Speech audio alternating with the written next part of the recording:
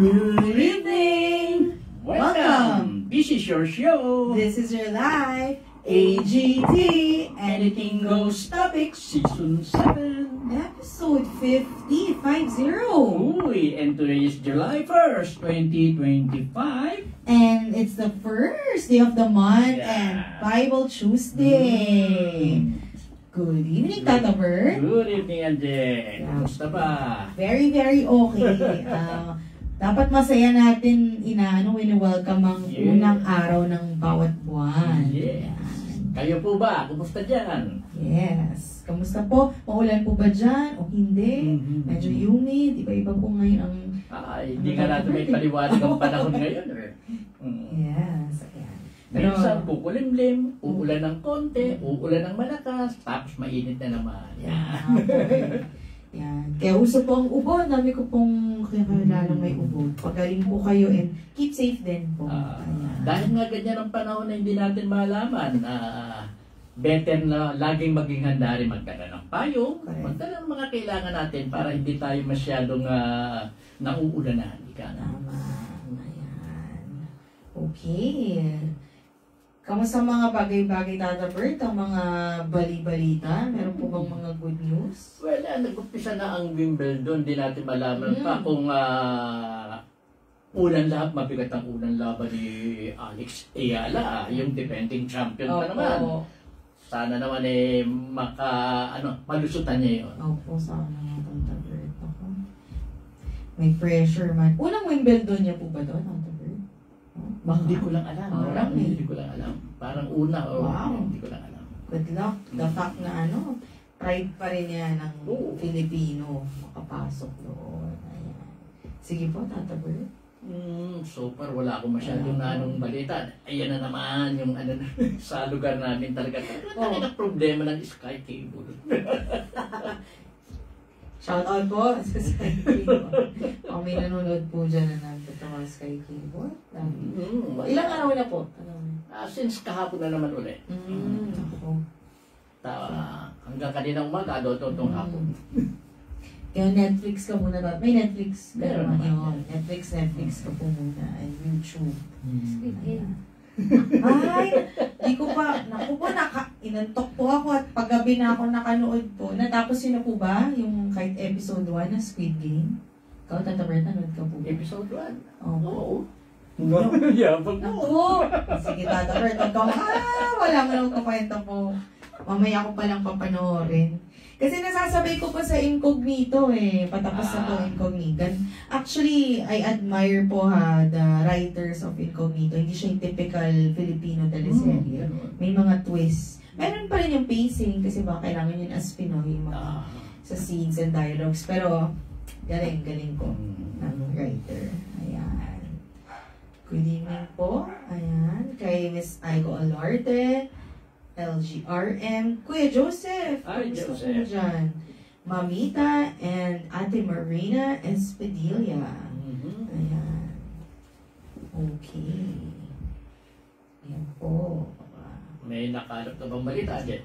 Tata Bert, Philippine Dragon Boat Team wins silver.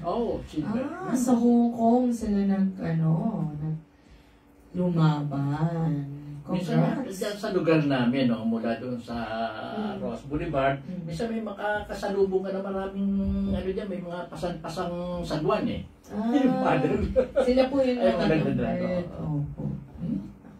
Hindi madali ang, grabe, buong katawan mo kasi doon gagalaw. Tapos synchronize pa. Ay, nako, congrats po sa Philippine Dragon Boat Team. Ayan po, ano pa po ba? Alam ko ang Alas Pilipinas, kakalaban lang nila ng Vietnam. Paki-confirm ko, hindi ko po sure kung i-check ko na lang po. Alam ko yung sa volleyball po alam ko natalo nila yung Vietnam. Tinalo nila? Ang balita ko tatabi, pero gusto ko may confirm. Magaling ang team natin na yan, magaling. Opo, grabe ang to be honest, Tata Bert, na lampasan niya yung height ng basketball, yung volleyball, nakakatuwa kasi isa yan sa medyo na-overlook dati pero ayun, Natalo na yung Vietnam, natalo nila Australia 2 hours ago. Wow. Oh my God! Kilabutan ako. For you to beat white and tall and strong. Lalo na yung Vietnam, malakas ang Vietnam. Oo, Tata Bird. Kaya, ako. Congrats! Ay, grabe. Ayan. Ano pa po ba ang mga bali-bali? Ay, congratulations po sa napanood ko, Tata Bert, ang si Congressman Leviste ng Batangas, si Gordon Leviste. Yeah.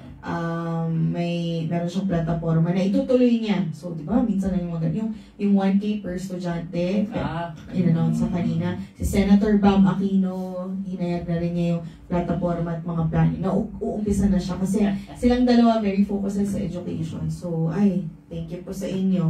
Napaka-importante po ng ito. Hindi lang po kasi yun sa mga estudyante, hindi lang po sa teachers. It's more of the infrastructure po, yung supplies, yung... Kasi pag hindi conducive ang pinag-aaralan ng mga bata, hindi rin po siya magiging, magaan para sa kanila. Diba? So, sana pagpatuloy niyo lang po yan. Thank you po. Kala ko lang kung ano. Ang dami ko lang nakakalap na chismis. Ngayon ko lang naalala lang, Tata Bert, sorry. Mga po kanina. Ikaw po, Tata Bert. Well, ang aking narinig na medyo maganda-ganda ay yung pronouncement ng presidente mismo na itutuloy daw yung 20 pesos na bigas, no? Pero marami kasi nagrereklamo. Paano magagawa ng gobyerno na magbenta ng 20 pesos na bigas kung ang palay bibilhin ng gobyerno sa presyo lang ng napakababa rin? 24 per kilo or what, ano ganyan. Parang walang ganansya, walang kita ang gobyerno. Basta ang sabi daw ang sa akin naman, para matulungan talaga ng gusto ang mga farmers na binabarat ng mga traders, middlemen, at ng iba pang mga bumibili ng mga palay nila, lagyan ng floor price po. Maganda yung floor price na sinasabi dati na in-announce ng dating Department of Agriculture Secretary na 24 pesos, 23 pesos per kilo, okay na yun. At least, mabibigyan protection talaga ang farmers sa gano'n. Sa ngayon kasi wala kaya binabarat po talaga, kawawa ang farmers. Sana nga sa mga ganyan mag-decide na lahat merong gain. Diba? Thank you, Tata Bert. Kasi si Tata Bert marami po talaga alam yun sa bigas, sa agriculture. Bigas, saka yung kasi, ang bansa kasi natin is agricultural country. Tapos kung ganyan ang estado ng ating agriculture, parang hindi nakakahiya kung magre-rely tayo sa puro import. Kasi ano pang point? Sa dami nating palayan dito, di ba? Tatabutin natin gagamitin. Okay po. Thank you, Tata Bert. Sige na po, Tata Bert, kung may ano ka. Wala na kumano. Batiin ko lang po si Ms. Rita Pala, si Miss Athena Fidelino, at si Tita Belen. Hi, Valensky. Yan, magandang gabi po sa inyo. Malamig na gabi, na medyo hindi, na malamig ulit. Tata Bert, nabalitaan mo ba itong robotaxi na Tesla sa US? Ako, nakikita ko yung mga vlogs. Parang syempre ma-amaze ka kasi walang driver. Wala talaga. Ilalagay mo lang yung kung saan ka pupunta. Pero wala syempre medyo hesitant ka kasi wala nga driver. Paano yung control? Kahit controlled siya, yung vehicular accident ang niya. Pero amazing walang driver. So, siguro nasa pa lang naman yan. Hindi pa test run pa lang. Test pa rin. Pag-aaralan ng gusto yan dahil magiging aksidente pagka ganyan. Yun nga po. At mawawala ng trabaho ang yung pang-isa. Yun ang nakakalungkot. Yan. Humans versus machine. Yan. Okay po. Hello po kay Miss Rosalado Vidor. Okay. Pero Tata Bert, okay na po tayo. Pwede. Okay po. Nasa libro pa rin po kami ng Isaiah. Kasi 66 chapters po ito Kaya, ang Isaiah nga po pala na yan, libro yan na kung saan ikinikwento ng propeta na si Isaiah, yung mga visions at yung mga sinabi sa kanya ni Yahweh o ng Diyos na sabihin sa mga taga-Israelita. Parang warning ika nga na ano. Okay? Thank you po. Pagbasa mula sa aklat ni Isaiah chapter 31. Ipagtatanggol ng Diyos ang Jerusalem. Kahabag-habag kayong umaasa sa tulong ng Ehipto at nagtitiwala sa bilis ng kanilang mga kabayo, nananalig sa dami ng kanilang mga karwahe at sa matatapang nilang mga ngabayo. Sa halip na sumangguni at umasa kay Yahweh, ang banal na Diyos ng Israel. Alam ni Yahweh ang kanyang ginagawa, nagpapadala siya ng salot. At gagawin niya ang kanyang sinabi. Paparusahan niya ang gumagawa ng masama at ang mga tumutulong sa kanila. Hindi Diyos ang mga Ehipsyo. Sila'y mga tao rin. Karaniwang hayop din ang kanilang mga kabayo at hindi espiritu. Pagkilos ni Yahweh, babagsak ang malakas na bansa, pati ang mga tinulungan nito. Sila'y pare-parehong mawawasak. Ito ang sinabi sa akin ni Yahweh. Walang makakapigil sa akin sa pagtatanggol sa bundok ng Sayon, kung paanong ang leon ay hindi mapipigil sa paglapa nito sa kanyang biktima, kahit pa magsisigaw ang mga pastol. Kaya't sa pagdating ni Yahweh na makapangyarihan sa lahat, ay walang makakapigil, upang ipagtanggol ang Sayon at ang mga burol nito, tulad ng pag-aalaga ng ibon sa kanyang inakay. Gayon, iingatan ni Yahweh na makapangyarihan sa lahat ang Jerusalem. Ipagtatanggol niya ito at ililigtas. Hindi niya ito pababayaan. Balik pa tayo dito. Okay po. Yan. Balik lang po kami ng verse. Yan. Dito po, no, binabanggit dito na parang kung baga saan nagtatampo si Yahweh sa mga taga-Israelita dahil mas ginusto nila na humingi ng tulong, na umasa ng tulong sa Egypt, sa mga Ehipsyo. Dahil nga ginigera noon ang mga Israelita. Imbis na o sa halip na kay Yahweh sila humingi ng tulong, sa Egypt sila humihingi ng tulong. Binanggit rin ni Yahweh, ang mga taga-Egypt na yan ay tao rin. Si Yahweh Diyos eh. Ang mga hayop na sila, ang mga kabayo nila, ay mga hayop din yan. Karaniwang hayop din yan. So bakit sa taga-Egypt sila tutulong? Habang andyan dyan naman si Yahweh na talagang handang tumulong sa kanila. Yan po ang malaking pagkakamali ng mga taga-Jerusalem noon, ng mga Israelita. Binanggitin, alam ni Yahweh ang kanyang ginagawa, nagpapadala siya ng salot at gagawin niya ang kanyang sinabi. Paparusahan niya ang gumagawa ng masama at ang mga tumutulong sa kanila. Ganun po yun. Alam naman ng mga Israelita si Yahweh na sa mga panahon na kailangan nila siya ay tumutulong talaga ng totoo sa kanila. Kung bakit naman kasi sa mga ganyang ng pag may gumigera na sa mga taga-Israelita, Egypt pa. Dahil malakas kasi yung Egypt noon, isa sa tinitingalang kaharian noon o bansa ang Egypt. At kaya mas ninais ng mga taga-Israelita na dito pumunta kaysa kay Yahweh.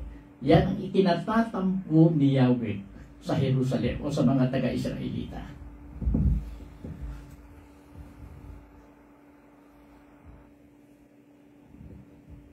Yan.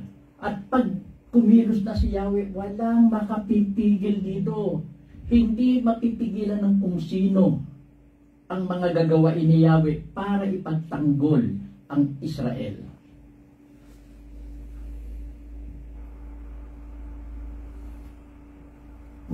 Dito binanggit pa, kung paano ang leon ay hindi mapipigil sa paglapat nito sa kanyang biktima. Doon pa niya inihalin tulad yung pagtulong na gagawain ni Yahweh. Walang makakapigil. Katulad na ng leon, no? Paglapa-lapa niya o kinakain niya yung kanyang nahuli, yung kanyang kakanin, walang makakalapit sa leon para ikunin yung nilalapat niya na yun. Ganon niya inihalin tulad ang pagtulong na gagawain niya sa Israel. Katulad din sa isang ibon, saka sa inakay niya. Kung gaano'y pinagtatanggol talaga ng isang ibon, ng inahing ibon yung kanyang inakay laban sa mga gustong gumulo sa kanilang pugad. Gayon, iniingatan ni Yahweh ang makapangyarihan sa lahat ang Jerusalem. Ipagtatanggol niya ito at ililigtas. Hindi niya ito pababayaan. Yan sinabi. Saka tataber, yun tama ka po. Saka yung gano'n niya kamahal ang Israel. Correct, tama yun. Sa gano'n niya kamahal, na syempre, na yun tama yung nagtampo, nasasaktan. Kasi sobra rin yung pagmamahal, sobra rin yung pain na natatanggap niya na, tao yung hinihingan niya ng tulong. Ako, lahat, kaya kong gawin. Pero bakit wala, hindi man lang ako naisip. Ang Israelita ay talagang yan ang lahi na itinatangi ni Yahweh o ng Diyos. At syempre magtatampo siya kung siya na nga ang Diyos ng mga ito kung bakit iba pa ang kanilang pipiliin na magtatanggol sa kanila. Yan na. Kaya may pagtatampo talaga si Yahweh sa Israel sa mga panahon ito. Thank you po. Verse 6 na po, magbalik loob kay Yahweh. Sinabi ng Diyos, Bayang Israel, magbalik loob kayo. Ang magbalik loob ka sa akin. Labis-labis na ang ginawa mong paghihimagsik. Pagdating ng araw na iyon, itatapo ng bawat isa ang kanyang mga Diyos-Diyos ang pilak at ginto na sila-sila rin ang gumawa. Ang mga taga-Assyria ay malulupig sa digmaan, ngunit hindi tao ang wawasak sa kanila. Sila'y magtatangkang tumakas, ngunit aalipinin ang kanilang mga kabataan. Sa tindi ng takot, tatakas ang kanyang pinakapinuno at iiwan ang mga opisyal ang kanilang bandila. ito ang sabi ni Yahweh, ang Diyos na sinasamba at hinahandugan sa Jerusalem. Ito po ang salita ng Diyos. Salamat sa Diyos. Yan talaga ang gusto ni Yahweh, na ang Israel, ang mga taga-Israel, magbalik loob sa Kanya. Mahal niya ang mga taga-Israel. Ang problema nga lang itong mga Israel, hindi malaman ang takbo ng utak. Pabago-bago. Ando doon, mahal nila si Yahweh. Ando doon, pipiliin nila yung Diyos-Diyos. Ganun talaga. Kaya pati si Yahweh talaga nagbuguluhan sa kanila. Pero ganun pa man, mahal pa rin ni Yahweh talaga ang mga Israelita.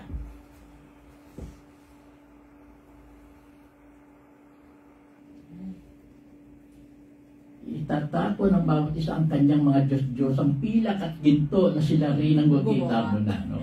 Yung mga taga-Israelita, ganun din ang ginawa nila noon sa bundok ng Sinai. Di ba? Oo. Kaya pati si nagalit doon si Moses. Biro mo umakyat na si Moses sa bundok para makipagtipan kay Yahweh at doon nga ibinigay sa kanya yung 10 utos. Tapos pagbaba niya, ando doon na. Iniwan niya yung kanyang kapatid si Aaron na siya munang mamahala doon sa mga taga-Israel. Napabayaan. Gumawa pa sila ng kanilang gintong guya na siya nilang sinasamba. Ganun din. Ganyan po masyadong ang pagbabago ng pananalig ng mga taga-Israelita noong kay Yahweh.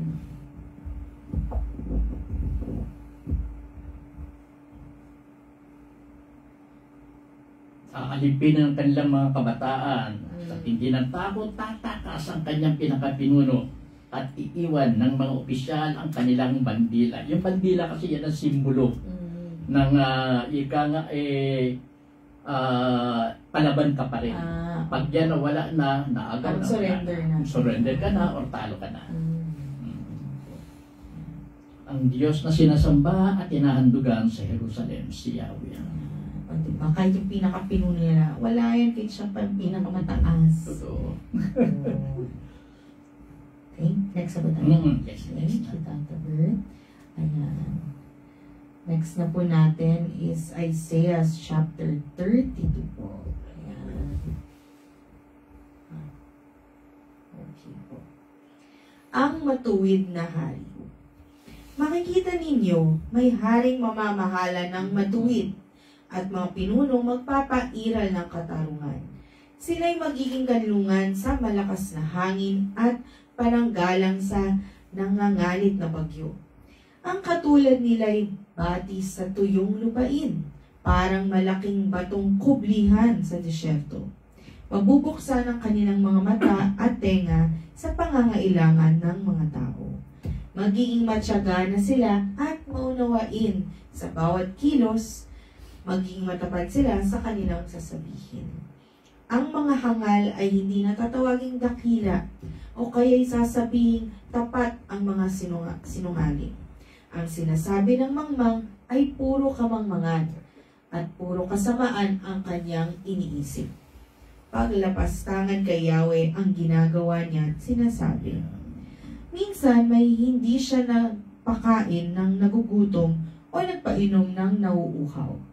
Masama ang gawain ng taong hangal. Ipinapahamak nila ang mahihirap sa pamamagitan ng kasinungalingan at gumagawa ng paraan upang hindi pakinabangan ang kanilang karapatan.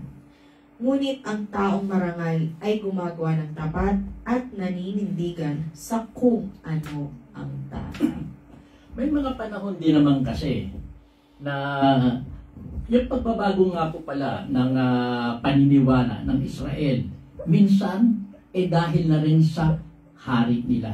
Yes. May mga hari noon na nagbabago ang paniniwala, humihiwalay kay Yahweh at mas ginugusto na ang paniwalaan ay ang Diyos-Diyosan. Pag dumarating ang panahon na iyan, wala pong nangyayari sa Israel. Pag nakikipagdigmaan ng Israel, natatago po sila. May mga panahon naman na magaling ang hari. No, at pag magaling ang hari, gumaganda ang takbo ng pamamahala sa Israel. Sumasagana ang Israel at pag nahaharap sa mga digmaan, nananalo po sila. Pag magaling kasi yung hari, yung paniniwala kay Yahweh nandoon, hindi humihiwalay. Kaya, pag ganyan-ganyan nasa pagbabago rin minsan ang namumuno sa Israel kasi noon. Kaya nagpabago-bago rin yung kanilang pananalig kay Yahweh.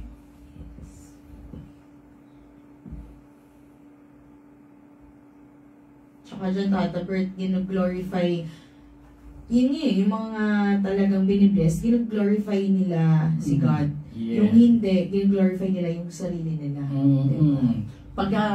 Pagka hindi kasi magaling ang hari, nakaka-apekto rin sa mga mamamayan Yung mga mamamayan parang nabubobo. Nawawalang direksyon ang kanilang mga pamumuhay. Pati ang mga pinuno ganun din. Kung baga sabi, hindi makapag-desisyon ng maganda para sa Israel. Marami ang nagugutom, kaya nang binanggit dito, nauuso yung hangal. Nauuso yung hangal. Nawawala yung matinong tao. Pagka ang hari ay hindi rin maganda, ang pamamahala sa Israel nung panahon na yun.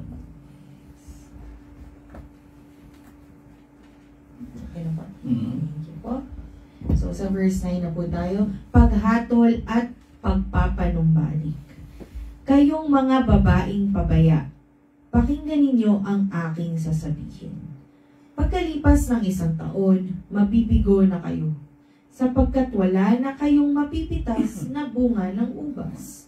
Manginig kayo sapagkat matagal kayong nagpabaya at nagwalang bahala. Maghubad kayo ng inyong kasuotan at magsuot ng damit panluksa. Dagukan ninyo ang inyong dibdib sa kalungkutan sapagkat wasak na ang masaganang bukirin at ang mabunga ninyong ugasan. Tinubuan na ito ng mga tinik at tawag. Tangisan ninyo ang dating masasayang tahanan at lungsod na nooy puno ng kagalakan. Pati ang palasyo ay pababayaan at ang pangunahing lungsod ay mawawala ng tao. Ang mga burol at tore ay guguho. Ang lupain ay magiging tirahan ng may ilap na asno at pastulan ng mga tupa. Ngunit minsan pang ibubuhos sa atin ang Espiritu ng Diyos. Ang disyerto ay magiging matabang lupa at ang bukirin ay pag-aanihan ng sagana. Ang katarungan at katwiran ay maghahari sa buong lupain. Ang bunga ng katwiran ay kapayapaan. At ito'y magdudulot ng katahimikan at pagtitiwala magpakailanman. Ang bayan ng Diyos ay mamumuhay sa isang payapa, ligtas at tahimik na pamayanan. Kahit pa umulan ng yelo sa kagubatan at mapatag ang kabundukan. Maging maligaya ang lahat dahil sa saganang tubig para sa mga pananim at malawak na pastulan ng mga baka at asno. Ito po ang salita ng Diyos. Salamat sa Diyos. Paghatol at pagpapanumbalik. Dito ay binigyan ng emphasis yung mga babae. Sa panahon kasi na ang Israel ay nagbago ng paniniwala kay Yahweh, pati ang mga babae hindi makapagtrabaho ng maayos sa bawat tahanan ng bawat pamilya. Para nagkakaroon ng parang kapabayaan na. No? Pati yung mga hindi nila maasikaso ng maayos. Yung kanilang tungkulin bilang asawa o bilang babae, kung anong trabaho nakalaan sa kanila, hindi nila magawa yun. Dahil ika nga, yung bansa nila na Israel noon ay hindi naging maganda ang pamamahala. Yun, pinaguhubad na sila ng kausutan at ng kanilang kasuotan. Imbis na yung dating sinusuot nila, damit panluksa na nangangahulugang hindi nga maganda ang sitwasyon nung panahon na iyon. Pati ang palasyo ay pababayaan na hindi naaasikaso. O kumbaga sa parang walang kabuhay-buhay ang mangyayari. Ang lupain ay magiging tirahan ng maiilap na asno at pastulan ng mga tupa. Pero darating din naman ang panahon na lilipas iyon pag ang paniniwala ng Israel. Sandali lang po. Pag ang paniniwala ng Israel. Hello? Hello? Hello? Mic test. Okay na. Minsan magbabago rin naman ang panahon, no? Lilipas din yung panahon na bagsak ang Israel dahil nga iniwan nila si Yahweh. Magbabago ito once na ibinalik nila ang kanilang pananalig kay Yahweh. Mababagong muli ito. Mabubuhay muli ang Israel. Muling sasagana. Yung mga hayop ay maipapastol nila sa masasaganang lupa. Mabubuhay ang lahat ng bagay.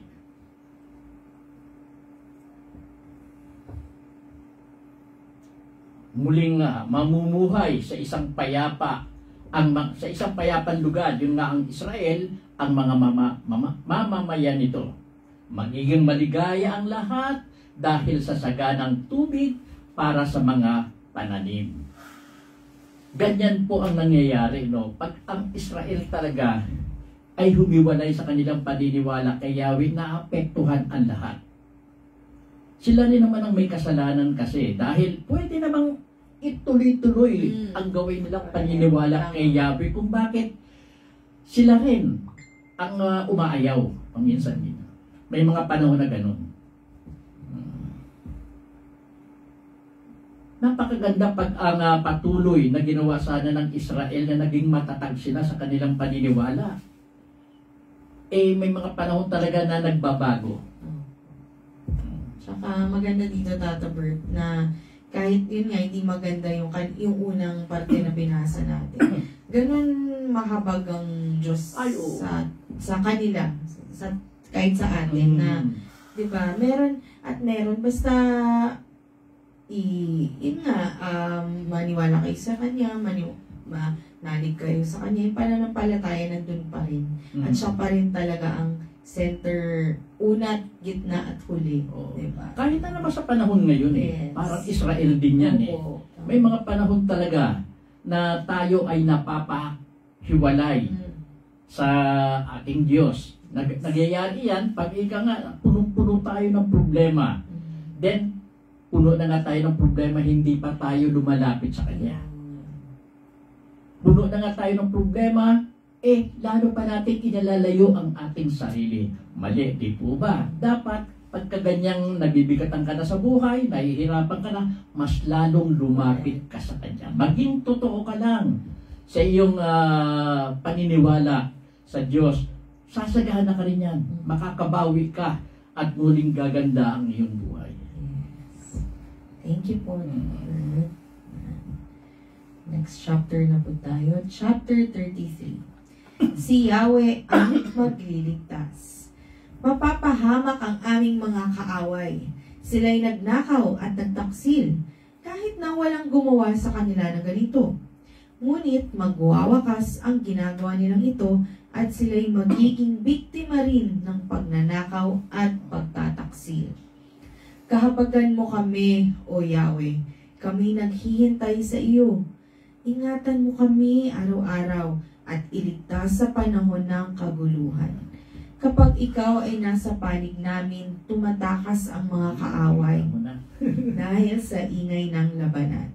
Ang ari-arian nila'y nalilimas, parang pananim na dinaanan ng balang. Dakila si Yahweh, ang trono niya'y ang kalangitan. Maghahari siya sa Zion na may katarungan at katwiran. Siya ang magpapatatag sa bansa, inililigtas niya ang kanyang bayan at binibigyan ng karunungan at kaalaman. Ang pangunahing yaman nila, si Yahweh sundin at igalang. Ang matatapang ay napapasaklolo. Ang mga tagapamayapa ay naghihinagpis. Sapagkat wala ng tao sa mga lansangan, mapanganib na ang dooy dumaan. Mga kasunduan ay di pa pinahahalagahan at wala na ring taong iginagalang. Ang tuyong lupa'y parang nagluluksa. Ang kagubatan ng Lebanon ay nalalanta. Naging parang disyerto na ang magandang lupain ng Sharon, gayon din ang bundok ng Carmel at ang Bashan. Kikilos ako ngayon. Ang sabi ni Yahweh sa mga bansa. At ipapakita ko ang aking kapangyarihan. Walang kabuluhan ang mga plano ninyo at ang mga gawa ninyo ay walang halaga. Dahil sa aking poot, tutupukin kayo ng aking espiritu. Madudurog kayong tulad ng mga batong sinunog para gawing apog. Kayo'y magiging abo na parang tinik na sinunog. Kayong mga nasa malayo, pakinggan ninyo ang ginawa ko. Kayong mga nasa malapit, kilalanin ninyo ang kapangyarihan ko. Nanginginig sa takot ang mga makasalanan sa Zion. Sabi nila, parang apoy na hindi namamatay, ang parusang igagawad ng Diyos. Sino ang makakatagal sa init niyon? Ngunit maliligtas kayo kung tama ang sinasabi ninyo at ginagawa. Huwag ninyong gagamitin ang inyong kapangyarihan para apihin ang mahirap. Huwag kayong tatanggap ng suhol. Huwag kayong makikiisa sa mga mamamatay tao o sa mga gumagawa ng kasamaan. Sa gayon, magiging ligtas kayo parang nasa loob ng matibay na tanggulan. Hindi kayo mawawalan ng pagkain at inumin. Ayan po, balik lang po tayo. Verse 1 to 16 po ang pag-uusapan natin. Yan. Si Yahweh ang magliligtas. Dito, parang pinipraise na nila ng gusto si Yahweh. Dahil wala namang isang babalingan talaga na makapagbibigay sa kanila ng tulong na maganda, ng buhay na maganda, kundi si Yahweh. Maganda pa nga yung binanggit dito nga pala, no? Sila'y nagnaka, mapapahamak ang aming mga kaaway. Sila'y nagnakaw at nagtaksil, kahit na walang gumawa sa kanila ng ganito. Ngunit magwawakas ang ginagawa nilang ito at sila'y magiging biktima rin ng pagnanakaw at pagtataksil. Ang karma. Kaya nga. Yes. Ayan, parang pinipraise na nila si Yahweh. Kahabagan mo kami, O Yahweh, kami naghihintay sa iyo. Ingatan mo kami araw-araw at iligtas sa panahon ng kaguluhan. Kapag ikaw ay nasa panig namin, tumataka sa mga kaaway dahil sa ingay ng labanan. Ang ari-arian nila'y nalilimas, parang pananim na dinaanan ng balang. Dakila si Yahweh, ang trono niya ay ang kalangitan. Maghahari siya sa Sayon na may katarungan at katuwiran. Ganyan. Alam naman ng mga taga-Israel talaga na napakaganda ng buhay nila pag sila ay nakay-Yahweh. At pag gumihiwalay sila, wala talagang pinatutunguhan ang klase ng kanilang pamumuhay. Aminado naman sila, siya ang nagpapatatag sa bansa. Inililigtas niya ang kanyang bayan at binibigyan ng karunungan at kaalaman. Ang pangunahing yaman nila, si Yahweh sundin at igalang. Yun lang naman ang gagawain nila eh. Sundin at igalang si Yahweh. Pag ginagawa nila, napapanutuan lahat. Nagkakaroon ng pagmamahalan. Ang isa't isa, nagkakaroon ng pagtutulong-tulungan sa bawat isa. Ang problema, yun nga, nagbabago ang kaisipan din nila at mas ginusto minsan nila ang sumamba sa Diyos-Diyosan. May influensya din siguro mga birth mo. O, ganun talaga. Ganun talaga.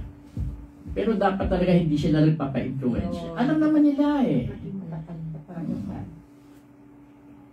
Siguro minsan nakatanggap lang sila ng malaki-laking halaga kaysa sa dating inaano, nagbabago ng isip. Parang ngayon. Sa totoo lang, yung tao ngayon yan, ganyan-ganyan. Oo. Daming nangyari noon. nangyayari.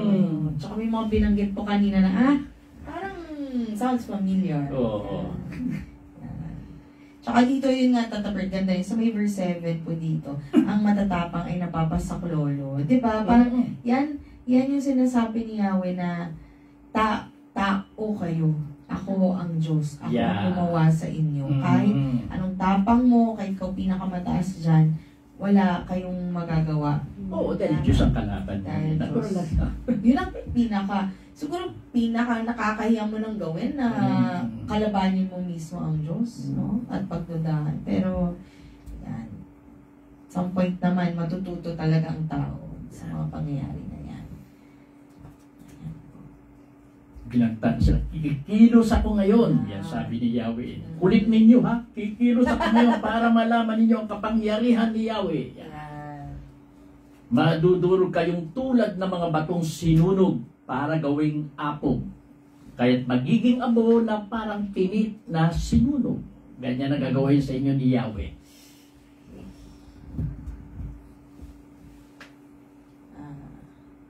Talagang warning na po ito talaga. Oo, totoo naman.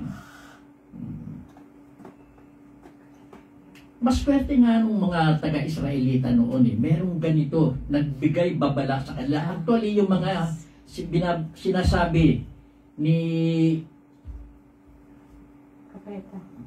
ng propeta dito, warning na nga yan eh. Na pag humiwalay kayo kaya ganito ang mangyayari sa inyo, mabuti may ganyan na nga. Ano? Ewan ko kung bakit hindi pa rin nila sinunod.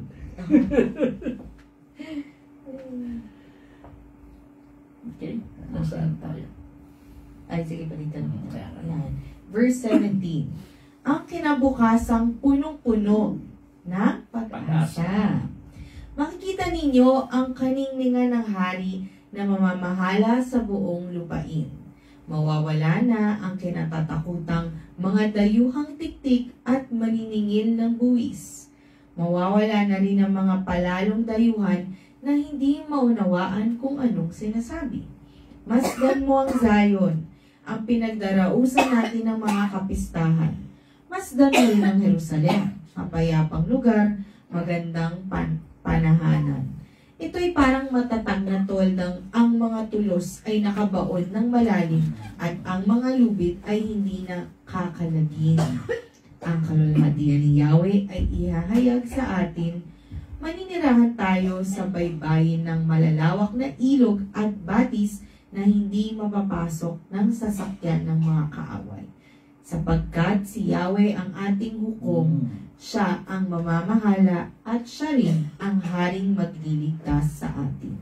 Ngayon, tulad mo'y mahinang barko, hindi mapigil ang lubid o mailadlad ang mga layag.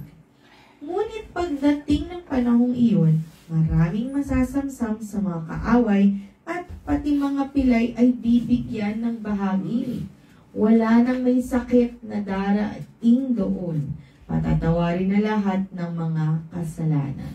Ito po ang salita ng Diyos. Salamat sa Diyos. Ang kinabukasang punong-puno ng pag-asa. Kita nyo, ang ganda. Makikita ninyo ang kaningningan ng hari na mamamahala sa buong lupain. Yung kaningningan, ika nga, makikilala ang haring ito dahil sa magandang pamamahala na gagawain niya sa Israel. May mga panahon na ganun po kasi.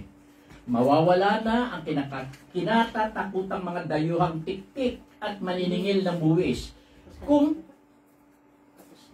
ang Israel kasi ay nasasakop na ibang bansa, hindi maiwasan na may mga tiktik yan. Tiktik sumusubaybay. Parang binabantayan ng mga kilos ng bawat mamamayan yan ng tiktik. Kaya pala tiktik ang tawag. Tiktik. At maniningil ng buwis. Talagang magbabayad sila ng buwis. Ganun talaga. Mawawala na rin ang mga palalong dayuhan na hindi maunawaan kung anong sinasabi. Siyempre dayuhan. Iba ang lingwahe nila kaya hindi mauunawaan ang mga sinasabi. Masdan mo ang Zion, ang pinagdarausan natin ng mga kapistahan. Masdan mo rin ang Jerusalem. Mapayapang lugar, magandang panahanan. Ito'y parang matatag na toldang ang mga tulos ay nakabaon ng malalim. At ang lubid ay hindi na kakalagin. Ibig sabihin, andoon na yung katiwasayan. Ang kaluwalhatian ni Yahweh ay ihahayag sa atin. Magiging maayos na. Maninirahan tayo sa baybayin ng malalawak na ilog at patis na hindi mapapasok ng sasakyan ng mga kaaway. Sapagkat si Yahweh ang ating hukom. Siya ang mamamahala. Si Yahweh ang hukom. Ibig sabihin, parehas ang magiging desisyon sa bawat mamamayan. Parehas ang batas na iiral sa bawat isa.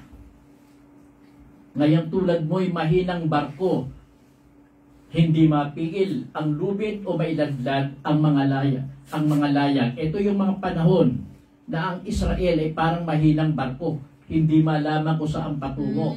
Magulo ang uri ng pamumuhay ng tao. Kaya parang mahinang barko yan na nasa tubig, dagat, gano'n. Ngunit pagdating ng panahon, yun, maraming masasamsam sa mga kaaway. At pati mga pilay ay bibigyan ng bahagi.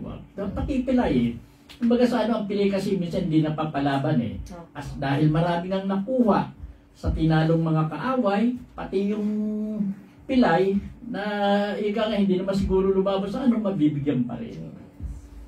Wala nang may sakit na daraing doon. Patatawarin na lahat ng mga kasalanan. Kaganda talaga pagka umiral na ang katahimikan, pagka natuloy na ang muling pamamahala ni Yahweh. Thank you po. Pwede rin kaya Tata-Bert, pagdating ng panahon na ito, hindi kaya panahon ni Kristo, kasi patatawarin na lahat ng mga kasalanan. Oo, totoo. Pwede. Actually, noong mga panahon niya, nagkakaroon na rin ng prophecy tungkol sa pagdating nga ni Kristo. Opo. Ganun. Yes, talagang ano. Yun. Nakaplano na po lahat. Oo. Ayan po. Actually, dito ko lang nalaman na nung papalang kung ilang daang taon ng may prophecy yan talaga ng pagdating ni Kristo eh. Yes. Thank you po, Brother Bert. Next na po tayo. Isa pa, no? Opo.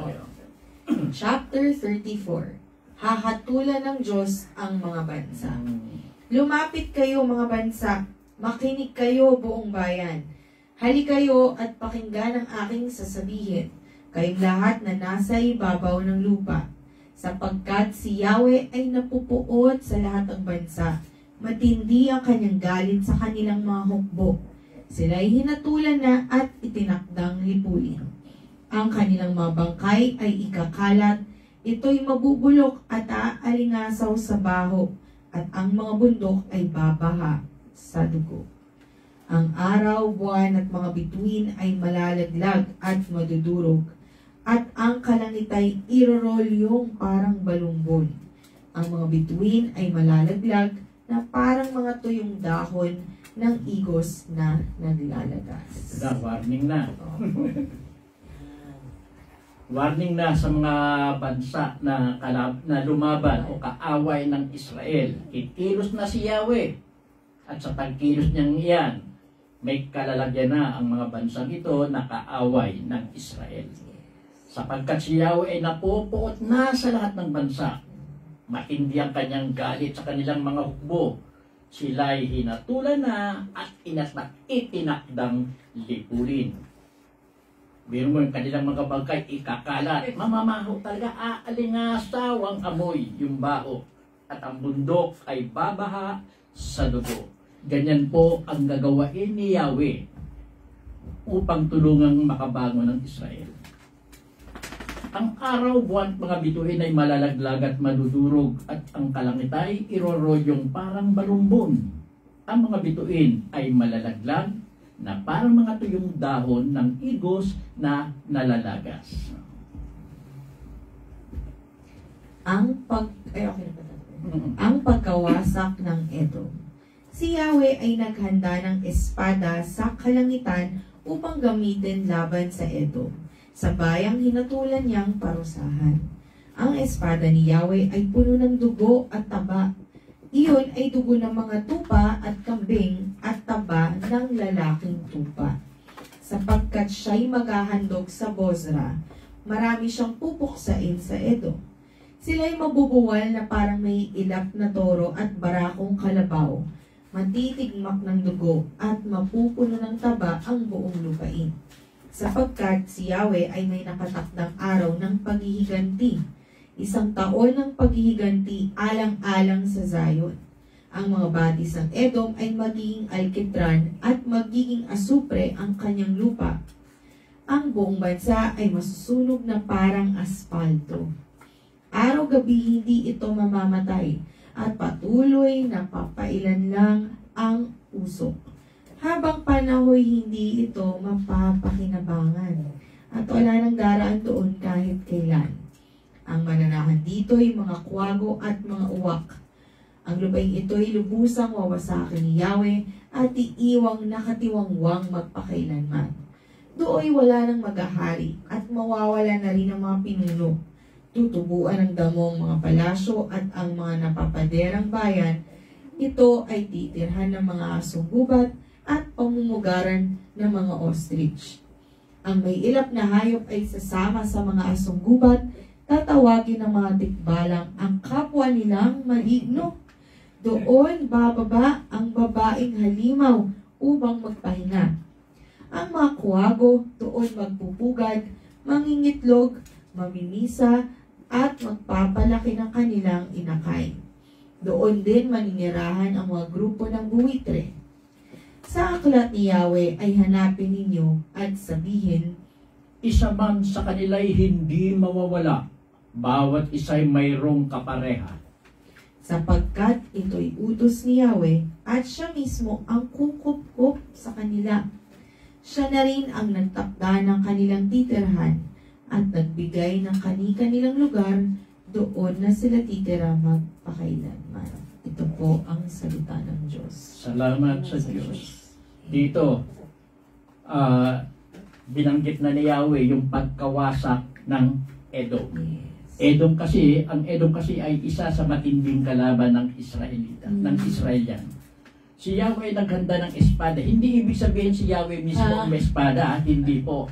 Hindi si Yahweh mismo ang makikipaglaban sa Edom. Gagabit po siya ng isang bansa na siyang aaway sa Edom. Ganun po si Yahweh. Hindi siya mismo ang personal, ang aktual na makikipagyera. May gagamitin lang siya isang bansa na siyang lalaban sa Edom. Sa bayang hinatulan niyang parusahan. Kaaway kasi talaga ng Israel yan eh. Ang espada ni Yahweh ay puno ng dugo. Matindi talaga yung gagawing pakikidigma sa bayan ng Edom, sa kaharian ng Edom na yan. Sapagkat siya ay maghahandog sa Bosra, marami siyang pupuksain sa Edom. Yung mga dugo, ihahandog niya. Sila ay mabubuwal na parang maiilap na toro at barakong kalabaw. Matitigmak ng dugo at mapupuno ng taba ang buong lupain. Sapagkat si Yahweh ang may nakatakdang araw ng paghihiganti. 1 taon ng paghihiganti alang-alang sa Sayon. Ba, 1 taon ha? Ang mga batis ng Edom ay magiging alkitran at magiging asupre ang kanyang lupa. Ang buong bansa ay masusunog na parang asfalto. Talagang gigibain ng gusto ang Edom. Araw-gabi hindi ito mamamatay at patuloy na papailan lang ang usok. Habang panahon ito'y mapapakinabangan at wala nang daraan doon kahit kailan. Ang lupain ito'y lubusang wawasakin ni Yahweh at iiwang nakatiwangwang magpakailanman. Nangyari nga ito dahil wala ng Edom ngayon. Ang bahagi ng Edom ngayon ay may parte na sa Jordan, may parte na sa Israel. Totaling nawala yung Edom. Doon wala nang maghahari at mawawala na rin ang mga pinuno. Totoo yun. Yan. Gagawin na ito. Mga hayop ng maninirahan, mga pambihirang, may binanggit pang tikbalang kanina. Maligno. Kapwa nila maligno. So, naniniwala rin yung panahon noon na may mga elemental spirits nila. Bababa ang babaeng halimaw upang magpahinga. Ang mga kuwago doon magpupugat. Talagang walang tao mamumuhay na. Parang dead, ano na yan. Oo, ganun. At wala na talagang Edom ngayon. Wala na. Sinerch ko nga po, Tata Bert, talagang puro lupa lang siya eh. Grabe. Ang isang maganda lang dyan na minsan naalala ko na yung isang kilalang tourist spot dyan sa lugar na yan, yung Petra. Ano yan eh? Parang isang lugar yan na kinerve sa isang malaking bato. Oh. Yan ang alam kong Petra noon eh. Sige po. Dyan yan eh, sa lugar na yan. Wow. Makikita mong pinanindigan hanggang ngayon kasi Tata Bert, lang nakatay. Bawat isa ay mayroong kapareha sapagkat ito'y utos ni Yahweh.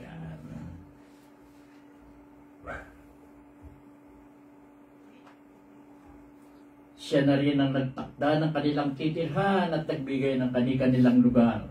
Doon na sila titira, magpakailanman. Yan. Ay, ito Tata Bert, Petra. Oo, ano parang kinarve yan siya? sa ano eh. Yan, oh. Ano yan eh, bato yan, yung malaki bundok. Opo. Diyan kinarve yung ano na yan. Petra. Ako na po. Okay lang po. Ayan, pakita ko lang po. Ito po yung Petra. Petra. Ayan. Yan na lang ang medyo maganda-gandang lugar dyan sa dating Edom.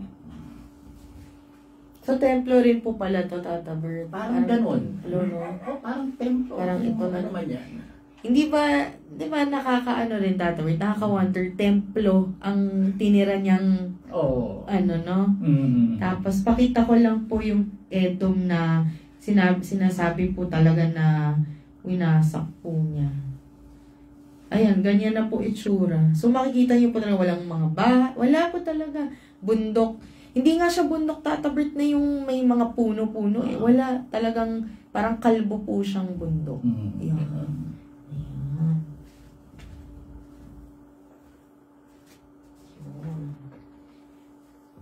Ayan. Wala na ano naman. Yan ang itinanan ng templo ko. Buti na banggit mo, Tata Bert, po yung Petra. Yan ang tatandaan ko na ano dyan eh. Ayan. Sa akin po, makikita natin dito at patuloy naman na pinapakita sa atin ng Diyos na siya talagang pinakamakapangyarihan.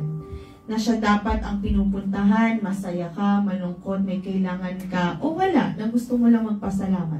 Sa Kanya lang. Kasi, pag humingi tayo ng tulong sa kapwa nating tao, yung karunungan, yung kaalaman, pwede naman magbigay ng advice at ano, pero yung mapagalaw niya yung tiyempo ng mga gusto mong mangyari sa buhay, Diyos lang po nakakagawa ng lahat. As long as, sinabi nga po doon, say goodbye to expensive. Ayan, say goodbye. As long as dinggin nyo siya, sundin, tumulong sa iba, pagmahal. Sinasama ko na rin po yung Panginoon ni Kristo kasi na may prophecy na naman po ngayon. So, yun lang po, huwag natin iasa parati sa ibang tao yung ating, yan, actually, yung swerte, huwag natin iasa sa tao, yung ilaban yung mga gusto nating makuha. Kasi lahat talaga, sa Kanya mo yan, isusumbong, ikukwento, yun po talaga. At na-prove na po yan dito sa center. Lahat po yan, Tata Bert, si Miss Linda, kahit ako, nakaka-experience po kami, ano pag nagpapasalamat ka sa Diyos, kahit maliliit na bagay, malaki po yun para sa Kanya. Kasi dun siya matutuwa po sa atin. Yun lamang po. Ang isang maganda po rito sa tinadalakay natin ngayon, sa inaaral natin ngayon, binabanggit dito na kung ikaw ay nakasandal sa Diyos, kay Yahweh, aalagaan Kanya ng gusto o protektahan Kanya ng gusto at ibibigay lahat ng kailangan mo upang mamuhay ka ng maayos, ng masagana, ng mapayapa. At kung ikaw ay hihiwalay sa Kanya, titiwalag ka sa iyong paniniwala sa Kanya, magagalit si Yahweh, magtatampo. Siyempre, natural naman. At daranas ka ng hirap, daranas ka ng buhay na hindi maganda. Hindi naman ginawa sa iyo ni Yahweh yan eh. Pagka ganyang nagdanas ka ng ikaw mismo ang may gawa niyan sa iyo. Dahil umalis ka sa Kanya, umalis ka sa kubkub niya. Panatilihin po natin yung ating paniniwala sa Diyos. Panatilihin po natin na ang ating sarili ay laging nakalapit sa Kanya. Gawain lang po natin yung Kanyang mga utos. Sundin natin ang Kanyang mga utos. Puro naman kasi yan sa kabutihan din po natin. Hindi po tayo magkakaproblema. Hindi po tayo maliligaw ng landas. Mapabubuti tayo, sasagana ang buhay natin, wala tayo masyadong problema. Kung magkaroon man, madali masusolusyonan yan sa tulong mismo ng Diyos. Sana po, meron kaming naitulong sa paliwanag na ibinigay namin ni Angie sa inyo tungkol sa tinalakay po natin ito na verse ng Isaiah. Thank you, Tata Bert. At mamayang gabi po, may online prayer vigil po dito po sa Senior Adeline Rivera Facebook page, 10 p.m. po. And bukas, Tata Bert. Bukas nga po pala, para doon sa mga gustong sumabay o sumama sa sa Novena Prayers na pinangungunahan ni Tita Hermie Rodriguez. Kung hindi man po kayo makapunta po rito, no, live naman po yan, 8 o'clock po yan ng umaga. Then bukas, yung 143rd lecture po yun, maganda po yun. I think, maganda sana may deliver ko ng maayos. Always naman, Tata Bert. Yeah, always. And guided ka po, sobrang guided. Kaya salamat po, Tata Bert. And thank you po sa inyo. God bless po. God bless po. God bless.